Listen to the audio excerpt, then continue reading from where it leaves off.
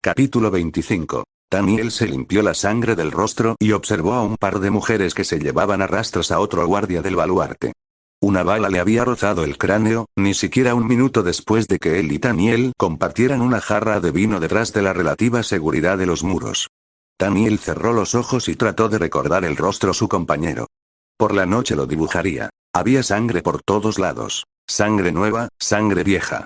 Manchas rojas nuevas, en el suelo y en la casaca de Daniel. Manchas viejas color óxido. Todo el baluarte olía a hierro salado. El hedor a muerte, que agobiaba y superaba lo demás, llegaba desde la ladera de la montaña y competía con las nubes de pólvora negra por el control de sus sentidos. Los queseños iban transportando heridos por la ladera de la montaña a una velocidad alarmante. Eran empujados y pasados de mano en mano como sacos de grano para dejar sitio a nuevos soldados. La semana anterior habían construido un tobogán de madera en forma de V que bajaba hasta Mopenade. Los muertos eran arrojados allí y empujados hacia abajo por hombres con palos, que se cubrían el rostro con bufandas de lino. Hacía tiempo que la madera se había tornado de un color marrón rojizo. Daniel no quería ni imaginarse el olor que tendría ese tobogán. En las planicies de abajo se veían pozos enormes donde iban arrojando los cadáveres. Daniel estaba sentado contra el muro del baluarte, limpiando y recargando su fusil. Una bala común. Le quedaban pocas bandas rojas. Junto a él estaba Capoel, con su abrigo largo y su sombrero. Una bala le había arrancado un trozo de la solapa. Ella le devolvió la mirada preocupada e inclinando enigmáticamente la cabeza. Él se irguió sobre una rodilla y miró por encima del muro. Las fortificaciones habían caído hacía semanas. No se había intentado recuperarlas. Los soldados queseños se ocultaban al otro lado de las estructuras y esperaban órdenes. Daniel alcanzó a ver a un soldado que se asomaba para mirar, y disparó. El hombre se llevó una mano al rostro y gritó. Perdió el equilibrio. Se tropezó y comenzó a rodar por la ladera, y arrastró a dos de sus camaradas al intentar aferrarse a ciegas para evitar la caída. Si sobrevivía a la caída, quedaría desfigurado de por vida. Daniel se obligó a dejar de pensar en eso y se volvió para recargar. Una bala rebotó sobre el muro justo un momento después de ponerse a cubierto. Respiró hondo y comenzó a recargar. Encuéntrame un privilegiado, le dijo a Capoel. Ella asintió con la cabeza y echó un vistazo por encima del muro. Habían pasado semanas así. Los soldados queseños controlaban la montaña a partir de la primera fortificación. Amontonaban tierra en el camino para poder cubrirse y se ocultaban detrás de rocas, tierra y lo que pudieran encontrar. Habían estado subiendo artillería.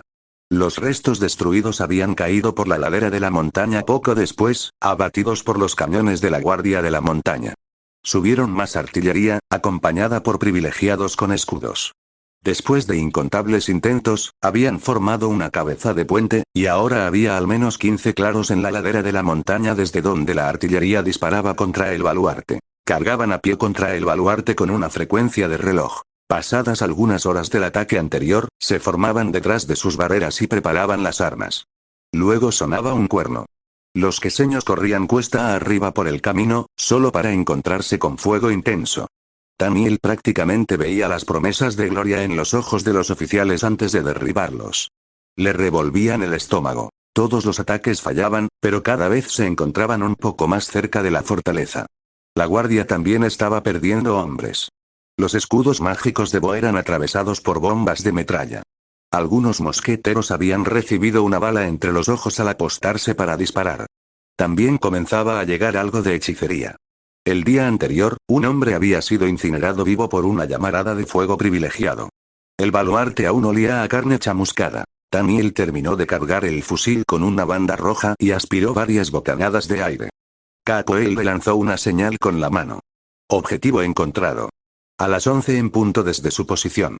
Hizo un trazado mental. Uno de los emplazamientos de artillería. Se dispuso para disparar, pero llegó Gabriel y lo interrumpió. El enorme líder de la guardia se escurrió hacia Daniel con la cabeza agacha, con una botella de vino en una mano y un tazón de peltre en la otra. Se dejó caer junto a Daniel, golpeando con la espalda contra el baluarte, y agitó la botella bajo la nariz de su amigo. ¿Cómo van las cosas en el frente, marcado? Preguntó. Capoel le tocó el hombro a Daniel. Repitió los movimientos de la mano. Él respiró hondo y se puso de pie. Tenía menos de un segundo para alinear el disparo. Apretó el gatillo y se agachó de nuevo, aspirando el humo de pólvora. Capoel echó un vistazo. Le hizo un gesto afirmativo con la cabeza, pero movió la mano horizontalmente en la cintura. Le había dado al privilegiado, pero no era una herida mortal. Daniel le frunció el ceño a Gabriel todo lo que pudo. Nos están llenando de agujeros. ¿Por qué estás tan contento? Vino del Festival de Sanadón. Gabriel sostuvo la botella en alto. Recién llegado de Adopest. Han enviado suficientes botellas para emborrachar a todo el ejército queseño. Lástima que estemos en guerra. Esta es la única época del año en que puedo soportar a Adopest. El vino del festival realmente ayuda. Hizo una pausa para llenar el tazón de peltre y se lo ofreció a Daniel, que lo rechazó con un gesto. Ya he tomado un poco, dijo. Hace 5 minutos. Capoel le arrebató la botella de Gabriel. La empinó y bebió a grandes tragos. Daniel se la quitó. No tanto, niña, le dijo. Ella cogió de nuevo la botella y tomó otro trago. Si puede matar, puede beber, dijo Gabriel. Esta niña ya está bastante crecida, Daniel. Pero déjame algo, muchacha. Gabriel recuperó la botella y apuró lo que quedaba en un largo sorbo. Se chasqueó los labios con las mejillas sonrojadas, y Daniel se preguntó cuántas botellas habría consumido ya el líder de la guardia. Sintió algo de preocupación. Se rumoreaba que Gabriel había vuelto a beber mucho durante las noches. Esperaba que no fuera cierto. No era el único rumor que le preocupaba. El vino está muy bien, pero preferiría tener pólvora, dijo. ¿Alguna novedad sobre la escasez? Habían ido vaciando los depósitos a una velocidad alarmante. Lo que debería haber alcanzado para un año de sitio se había utilizado en unas pocas semanas. Keith tenía demasiados soldados. Gabriel meneó la cabeza. Nada de Adopest. El último mensajero dijo que el ejército aún tiene de sobra. Y aún así, la semana pasada nos enviaron 2 carros menos. He ordenado a la artillería que durante los próximos días dosifique las municiones. Tengo la sensación de que pronto tendremos combate cuerpo a cuerpo. ¿Realmente crees que lograrán sobrepasar el baluarte? A la larga. De pronto, Gabriel pareció estar exhausto. Toda su corpulencia se encorvó un poco, y su rostro reveló a un hombre luchando una guerra de desgaste que él sentía que podía perder. Ya hemos matado a 20.000 hombres. Hemos herido a otros tantos, y a pesar de eso siguen avanzando. Se dice que hay 1 millón de queseños en las planicies de ahí abajo, cada uno con palabras de gloria y promesas de riquezas en los oídos. He oído decir que Ipille ha ofrecido todo un ducado para el oficial que lidere la carga que quiebre nuestra resistencia. Yo he oído lo mismo, respondió Gabriel. Y ascenderán a oficiales a los primeros 1000 soldados que lo sigan. Eso es muchísimo incentivo. Sí. Nos da muchos blancos de tiro. Tienen más hombres ellos que nosotros balas. ¿Cuántos privilegiados calculas que has matado? Daniel pasó los dedos por las marcas de la culata de su fusil. 13 muertos. Y he herido al doble. Es una gran porción de su camarilla real. No es suficiente, dijo Daniel. Bueno, quiero que estés atento a otra cosa. Daniel frunció el ceño. ¿Qué puede ser más importante que los privilegiados? Los zapadores. Daniel recordaba a los zapadores. Habían intentado comenzar a cavar aquel primer día en la ladera de la montaña, y los disparos los hicieron retroceder por la colina con el rabo entre las patas. No habían vuelto a subir. Bueno, hasta hacía algunos días. Ya habían vuelto a las andanzas, por debajo de la última fortificación, muy por detrás del frente queseño. Ya habían cavado tan profundo que la artillería no los molestaba, aunque un par de cañones habían estado disparando a su posición. ¿Realmente te preocupan? Preguntó Daniel. Les llevará años cavar, toda la distancia los separa de nosotros. Si llegan a meterse, solo debemos apuntar la artillería hacia su agujero y llenarlo de metralla. Ojalá fuera tan fácil, dijo Gabriel. Bo dice que tienen ayuda. Privilegiados. Y Julene. Daniel sintió que las manos comenzaban a temblarle un poco. Se las frotó para evitar que eso sucediera. Cualquier ayuda que se le ocurra prestar a ella no puede significar buenas noticias para nosotros. En fin. ¿Quieres que les dispare a los zapadores? No a los zapadores en sí. Estate atento a los privilegiados que los ayuden. Gabriel. Bo venía hacia ellos a toda prisa. Se dejó caer junto a Daniel, agitado. Se notaba que estaba exhausto. Tenía las mejillas hundidas, no le quedaban rastros de grasa y tenía el cabello sucio y revuelto. Tenía lodo en el rostro. Solo Kresimir sabía de qué. Están planeando algo grande, dijo Bo. ¿Los zapadores? Preguntó Gabriel. Ya estamos al tanto. No, dijo Bo con brusquedad. Ahora mismo.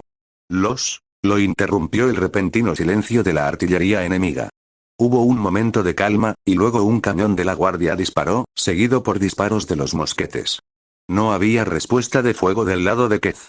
Bo continuó. Todos sus privilegiados están reunidos justo debajo de la última fortificación, cerca de sus zapadores. Daniel se encogió de hombros. Son más de 100. No se juntan así para una merienda campestre. Seguro que también hay oficiales.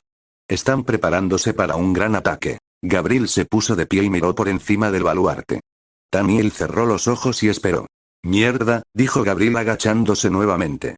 Puede que tengas razón. Tienen hombres subiendo en silencio por el camino. Muchísimos. He visto algunas casacas negras entre ellos. ¿Guardianes? Por el abismo, dijo Daniel. Gabriel volvió a ponerse de pie y se fue, gritando órdenes a los guardias, buscando a todos los hombres que estuvieran en condiciones de luchar. ¿Cómo has podido no ver eso? Dijo Bo después que Gabriel se hubo ido. ¿No les estás disparando a esos cabrones? Daniel señaló a Capoel. Ella me marca los blancos. Yo estoy siempre a cubierto. Capoel hizo una serie de señales con la mano. Dice que se han agrupado en estos últimos minutos, dijo Daniel. Bueno, prepárate para cualquier. Bo levantó la mano en un gesto de defensa. Un segundo después, una bomba de metralla explotó justo por encima de sus cabezas, y el eco de la explosión resonó por todo el baluarte. Los escudos de Bo brillaron con un fulgor rojo mientras las balas rebotaban contra ellos y luego caían inofensivas al suelo. Explotaron contenedores de metralla todo a lo largo del baluarte, con un sonido ensordecedor. El muro contra el que se apoyaba Daniel tembló por el impacto de balas de cañón. Echó una mirada a Capoel. Sus ojos tenían una expresión sombría. Ni siquiera se había estremecido. Deben de estar disparando con toda su condenada artillería.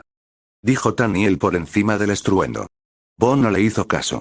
Tenía el rostro crispado y movía las manos a una velocidad increíble mientras lanzaba hechizos para colocar escudos sobre el baluarte. El bombardeo comenzó a aminorar. A Bo le lagrimearon los ojos. Se le notaban las venas de la frente. Hubo fuego por encima de ellos, y Daniel entendió que la artillería Ksenia tenía apoyo mágico. Unos guardias corrieron por debajo de los escudos de Bo, estremeciéndose por las explosiones que resonaban sobre ellos, cargando sacos y antorchas. Un guardia dejó con delicadeza un saco junto a Daniel y partió después de echar una mirada a Bo y murmurar una plegaria. Daniel miró el interior del saco. Estaba lleno de bolas de arcilla del tamaño de un puño. Granadas. Realmente pensaban que los queseños se acercarían bastante ese día. Fijad bayonetas. El grito de Gabriel se elevó por encima del estruendo de la artillería. Daniel sintió que el corazón le latía más rápido. Extrajo su bayoneta de la funda y la encajó en el extremo del fusil. La giró para trabarla en su sitio. «Listos», gritó Gabriel. Daniel revisó su fusil, ya estaba cargado. Miró a Bo. El privilegiado estaba haciendo todo lo que podía para permanecer de pie mientras sus dedos lanzaban órdenes a unos elementos invisibles. Sus escudos comenzaban a ceder. En el otro extremo del baluarte una bomba de metralla explotó en el interior del escudo. Varios hombres gritaron y cayeron, y un cañón se quedó sin soldados. Sonó una trompeta. Daniel miró por encima del borde del baluarte. De pronto la ladera de la montaña se llenó de soldados queseños. Corrían por el camino, subían las pendientes de roca. Cada centímetro de la ladera de la montaña estaba cubierto. ¿Dónde habían estado escondidos todos esos hombres que ahora se encontraban tan cerca de la fortaleza? Apuntad. Daniel eligió a un oficial situado cerca del frente. Las plumas blancas que llevaba se agitaban mientras corría por el camino a la cabecera de sus hombres, blandiendo su espada en el aire. Las tropas queseñas corrían sin control detrás de él, con las bayonetas colocadas en los mosquetes. Daniel distinguió que llevaba una casaca negra entre todo el rojo y el dorado, y cambió de blanco. El corazón le retumbaba en los oídos. Había guardianes. Muchísimos, esparcidos entre las tropas.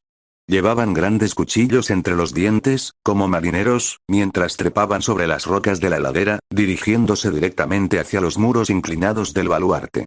Fuego. Daniel apretó el gatillo. Quemó un poco de pólvora para darle energía extra a la bala. Una nube de pólvora usada se elevó en el aire y durante un momento le bloqueó la visión. Cuando se disipó, sonaron gritos de consternación por todo el baluarte. Solo un hombre había caído tras la descarga. El guardián al que Daniel había disparado justo entre los ojos con una banda roja. Las balas y la metralla comenzaban a chispear y caían inofensivas al suelo frente a las primeras filas.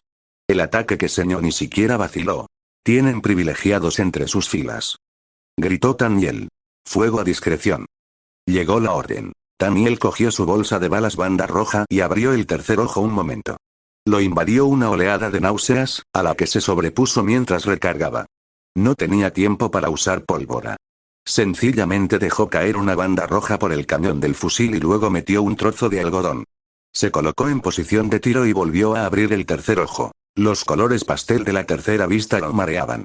El escudo invisible que usaban los privilegiados de Kez se convirtió en un brillo amarillento translúcido que ocultaba parcialmente todo lo que había detrás.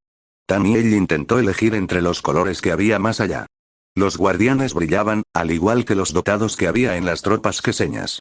Taniel buscaba los colores más vivos, los de los privilegiados.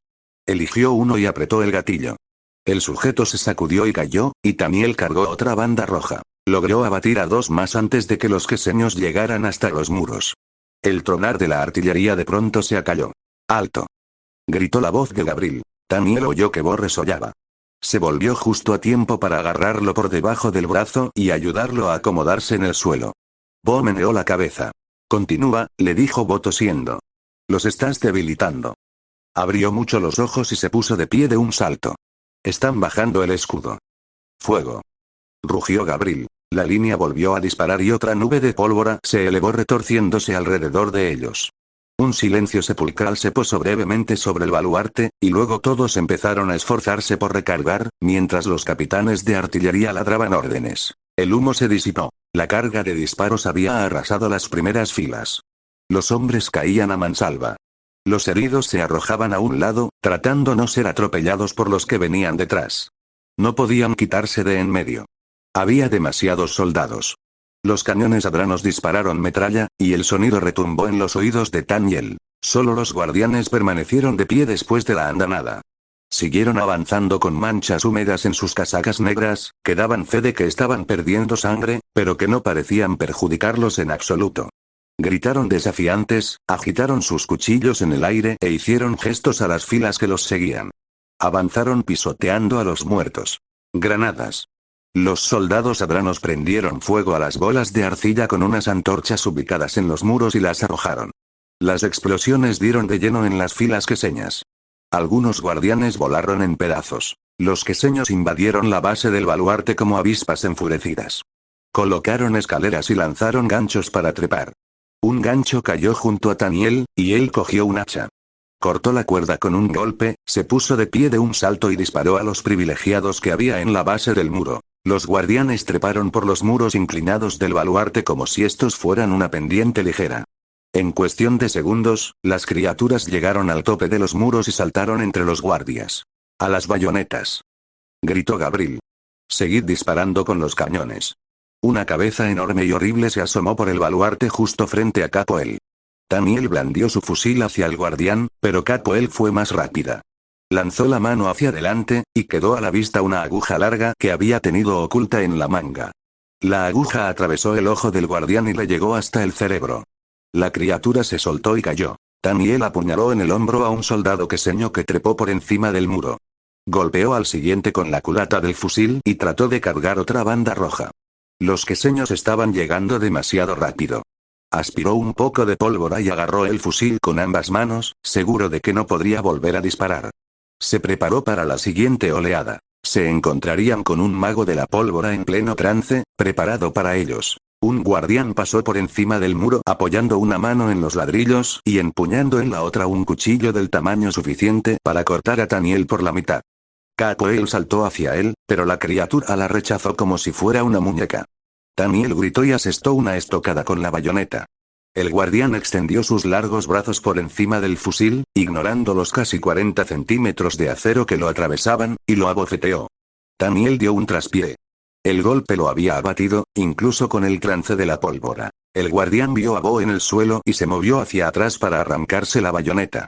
Bo levantó las manos tratando de buscar alguna defensa, pero el guardián le saltó encima en un instante, cuchillo en alto. Taniel alcanzó al guardián justo antes de que apuñalara a Bo. Le clavó la bayoneta como si se tratara de un cochinillo al asador. El guardián volvió la cabeza, sorprendido de que Daniel hubiera vuelto a ponerse de pie tan rápido. Trató de usar su peso y su fuerza como palanca para arrancarle el fusil de las manos. Daniel no estaba para nada de acuerdo. Sintió que el cañón del fusil se tensionaba cuando arrojó al guardián contra el muro del baluarte. Fijó los pies, elevó al guardián en vilo y lo arrojó por el borde. Rogó porque las heridas sufridas le impidieran volver a trepar los muros del bastión. Hizo una breve pausa para ayudar a Capoel a levantarse. Estaba aturdida, pero ilesa. Gabriel apareció a su lado. «Sigue disparando», le gritó mientras agarraba a un soldado que señó por el cuello. Lo levantó con una mano y lo arrojó por encima del muro. «Mata a los privilegiados». De pronto Fesnik estaba allí con Gabriel, con una espada corta en una mano y un palo largo en la otra, empujando las escalerillas. Bajo su protección, Daniel cogió su bolsa de balas banda roja. Dejó caer dos en el cañón del fusil, metió el algodón y apuntó. Los magos de la pólvora lo llamaban flotar en ángulo. Cuando disparabas una bala y la empujabas con fuerza en una dirección para franquear un muro o incluso esquivar a una persona. Daniel había visto a su padre hacerlo en muchas ocasiones.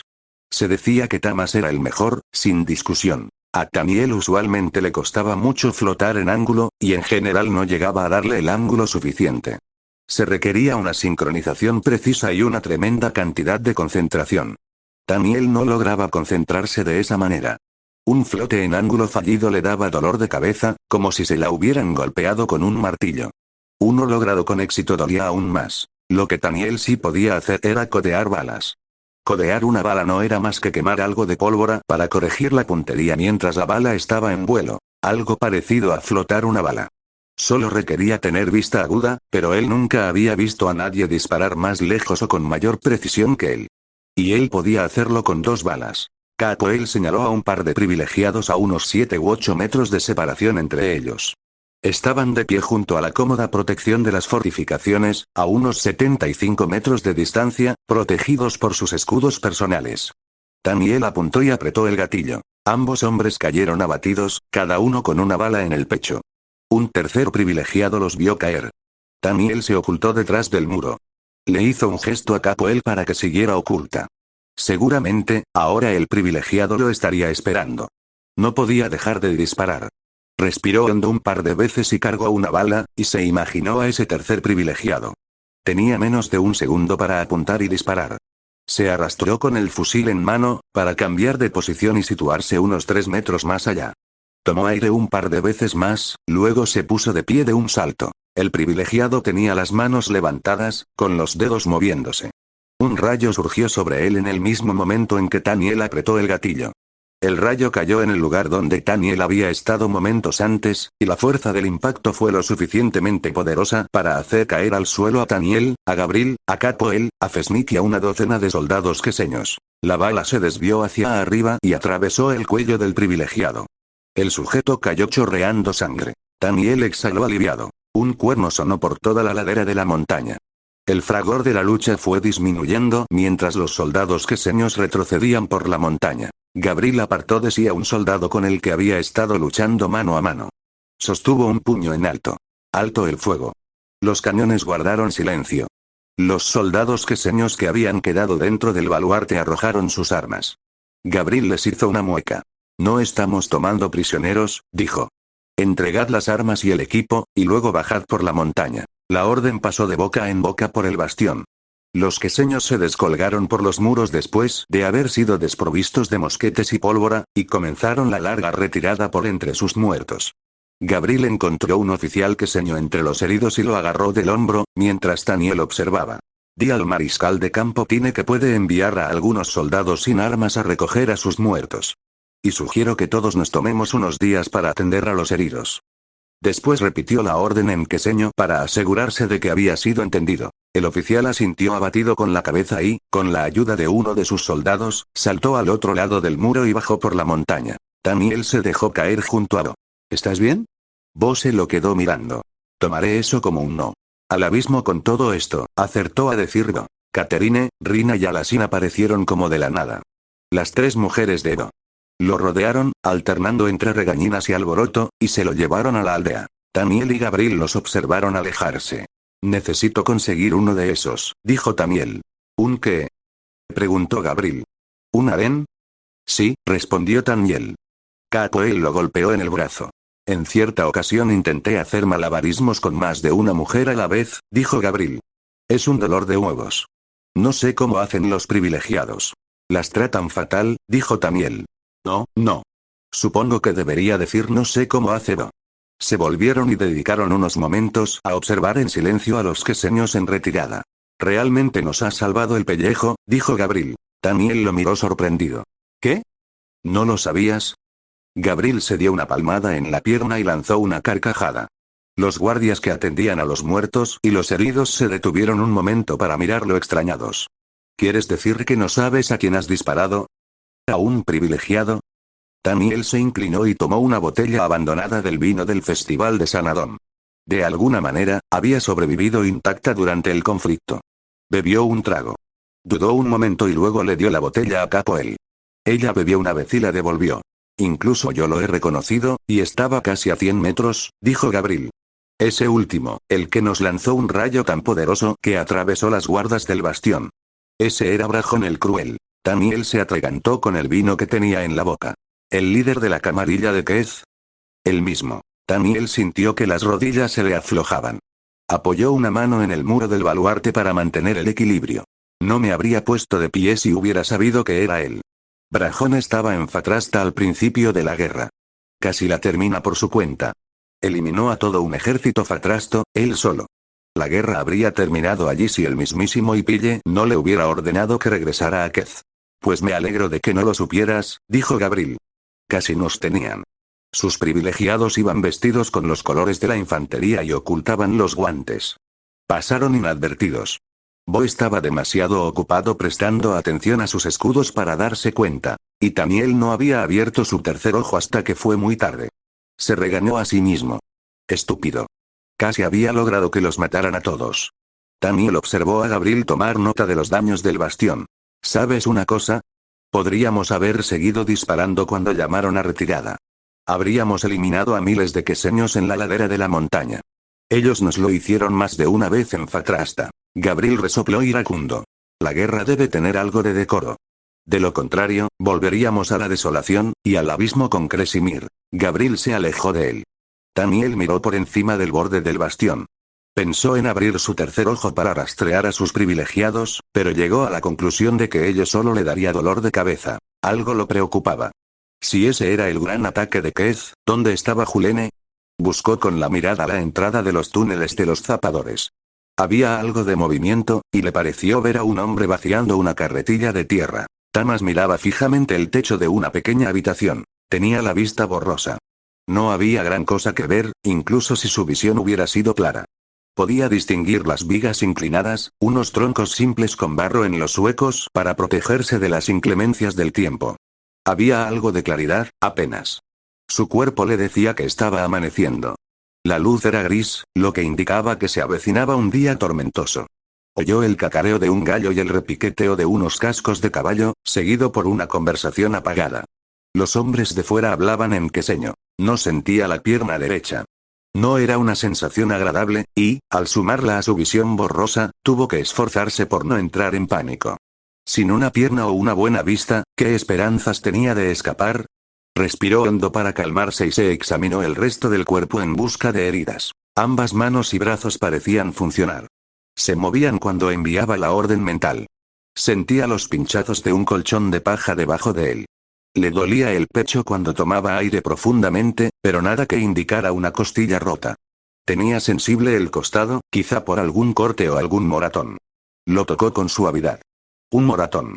Estaba en paños menores, sin otra prenda encima, y los años de instinto le dijeron que no estaba solo en la habitación. Con dificultad, fue maniobrando hasta lograr sentarse.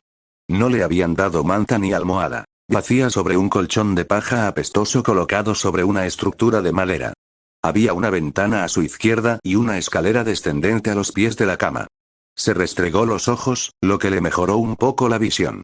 Había un guardián en un rincón. Su cuerpo deforme y musculoso era fácil de reconocer, aunque Tamas no distinguía mucho más que su silueta. ¿Dónde estoy?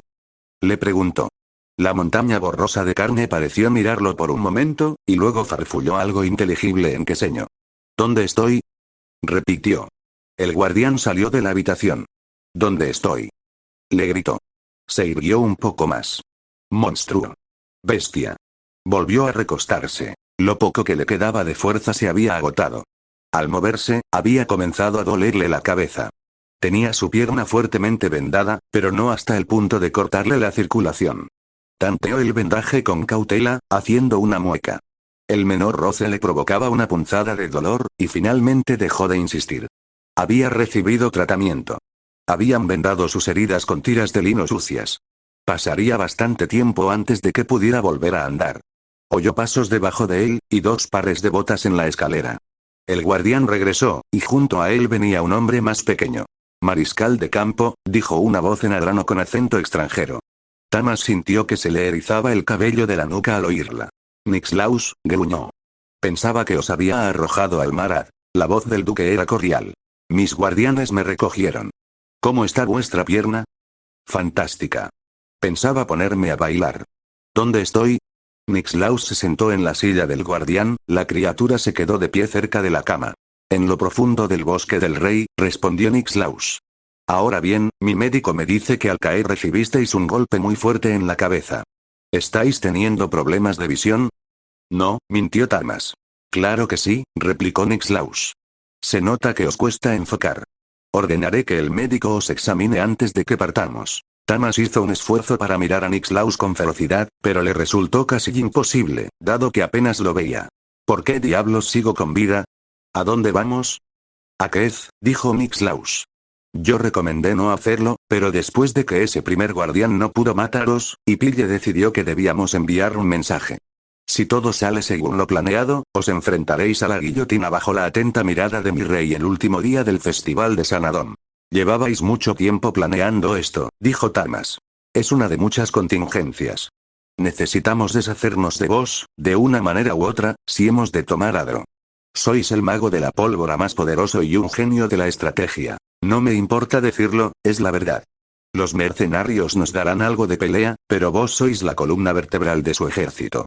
Sin vos, vuestros soldados se desmoronarán. ¿Los subestimáis? Dijo Tamas. Quizá. Nixlaus no parecía preocupado. Las piezas de dominó caerán, Tamas. Vos sois solo la primera. Adro está superada en número. Con vuestra cabeza en una cesta, iremos reduciendo poco a poco la guardia de la montaña y cazaremos a vuestros magos de la pólvora. Tenemos toda la ventaja. Tamas se miró las manos, tratando desesperadamente de fijar la vista en ellas. ¿Qué le ha pasado a mi pierna? Ha sido culpa mía, dijo Nixlaus. El peñasco detrás del que os ocultabais se rajó de una manera particular, y explotó cuando le apliqué suficiente hechicería. Un fragmento os rozó la pierna. Me temo que os la destrozó. Pero yo no me preocuparía mucho de eso, continuó Nixlaus. Nuestro médico dice que, con el tiempo, podría sanar. Es muy habilidoso. Os la ha reparado y ha suturado la carne como nadie más podría hacerlo. Nixlaus se puso de pie y se acercó a la cama. Se inclinó hacia adelante, justo fuera de su alcance. Habéis ganado unos cientos de cranas, Tamas, dijo en voz baja. Inclinó la cabeza en dirección a la pierna del mariscal. Tenéis una estrella de oro ahí dentro, colocada contra el hueso. Os han curado. Tamas se lanzó hacia adelante y asestó un puñetazo hacia la borrosa imagen del duque. Su cuerpo le gritó, y su pierna le envió una punzada de dolor tan terrible que le revolvió el estómago. Nixlaus esquivó el golpe. Curado. Eso era lo que Nixlaus pensaba al respecto. Tener oro en el flujo sanguíneo era la anatema para un mago de la pólvora. Le arrebataba la capacidad de sentir y tocar la pólvora, de ponerse en trance. Nixlaus rió. Estáis curado, Tamas, pero eso no ayudará a vuestra causa. Vuestro cuello reposará en la misma guillotina que le cortó la cabeza a vuestra esposa hace tantos años. No tendréis la muerte de un mago de la pólvora. Os iréis como el hijo de un apotecario pobre. A Tamas le retumbó la sangre en los oídos y las manos le temblaron con violencia. Quería estirarse y tomar a Nixlaus del cuello. Deseaba terminar lo que había comenzado en los muelles. Pero no podía hacer nada. No tenía poderes. No era una sensación familiar. Su poder lo había acompañado desde que tenía uso de razón. Incluso cuando no estaba en un trance de pólvora, podía percibir hechiceros en las inmediaciones y era capaz de determinar cuánta pólvora había en un radio de cientos de metros, y dónde se encontraba. Podía detonar cargas o barriles, y podía respirar el humo acre y llevar a su cuerpo a una ira frenética. Ya no le quedaba nada de eso. Solo sus manos y una pierna destrozada, y la visión borrosa a causa de una conmoción. Volvió a recostarse en la cama y sintió que le corría humedad por el rostro. Le dio la espalda a Niklaus lo mejor que pudo. El duque lo dejó sin decir palabra. Incluso el guardián se había ido. Estaba claro que Tamas no podía hacer nada, y, a juzgar por los sonidos que llegaban de fuera, había mucho que hacer más que observar a un viejo abatido. La voz de Niklaus sonaba más fuerte que las demás. Daba órdenes con la arrogancia de la nobleza. Tamas obligó a sus manos a que dejaran de temblar. Levantó la pierna sana y apoyó un pie en el suelo. Se levantó. Casi se derrumbó allí mismo. Necesitó todas sus fuerzas para evitar caer de bruces al suelo. Apoyó una mano contra la pared, la otra en un pilar de la cama. Fue saltando sobre un pie en dirección a la ventana. Solo se detuvo para vomitar, cuando el dolor terminó por sobrepasar su resistencia a las arcadas, y finalmente llegó a la ventana. Se dejó caer en el suelo, con cuidado de evitar el charco de bilis, y apoyó la cabeza contra la pared. Oía a Niklaus con toda claridad, como si estuviera a su lado. O Niklaus no contaba con que Tamas lo escuchara a escondidas, o sencillamente no le importaba. Tomaremos la ruta larga hacia Dopest, dijo Niklaus en queseño. No me importa lo que digan los exploradores, no pienso arriesgarme a que nos encontremos con esos idiotas de la cacería. Tamas oyó unos cascos que se acercaban al galope. Se detuvieron fuera de la ventana. ¿Y bien?, preguntó Niklaus.